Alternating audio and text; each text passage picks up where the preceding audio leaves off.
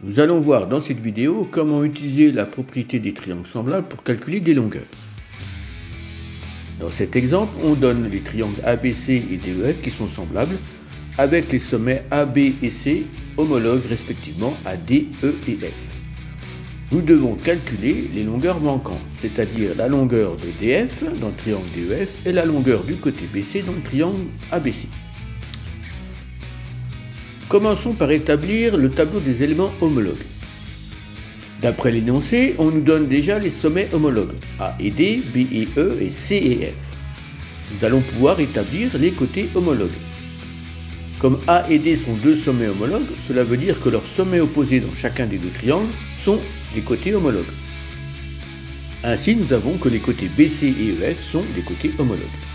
De même, les côtés AC et DF sont homologues, et les côtés AB et DE sont homologues. C'est très important d'établir ce tableau, ça va nous permettre de faire l'égalité des trois quotients sans se tromper. Maintenant, nous allons appliquer la propriété des triangles semblables, à savoir, si deux triangles sont semblables, alors les longueurs de leurs côtés homologues sont proportionnelles.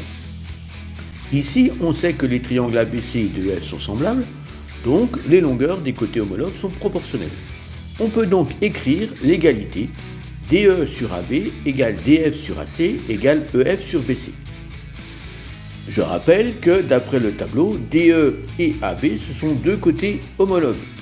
DF et AC sont des côtés homologues aussi, et EF et BC sont des côtés homologues. Au numérateur, ici j'ai pris le parti de mettre les longueurs des côtés du triangle DEF, et au dénominateur, on a les longueurs des côtés du triangle ABC. Maintenant, nous remplaçons par les valeurs numériques et on obtient 2,1 sur 7 égale DF sur 6 égale 1,5 sur BC. On a remplacé DE par 2,1, AB par 7, AC par 6 et EF par 1,5 puisqu'elles sont données sur les dessins. Il reste à calculer les longueurs DF et BC. On reprend notre égalité, 2,1 sur 7 égale DF sur 6 égale 1,5 sur BC. Et nous allons commencer par calculer la longueur DF. On prend deux quotients sur les trois. Dans ces quotients, nous devons avoir trois valeurs et la longueur DF. Ainsi, on va prendre 2,1 sur 7 qui est égal à DF sur 6. On utilise l'égalité des produits en croix. Et on obtient le calcul 2,1 fois 6 sur 7 qui nous permet de calculer la longueur DF. Ainsi, DF est égal à 1,8 cm. Nous allons maintenant calculer BC.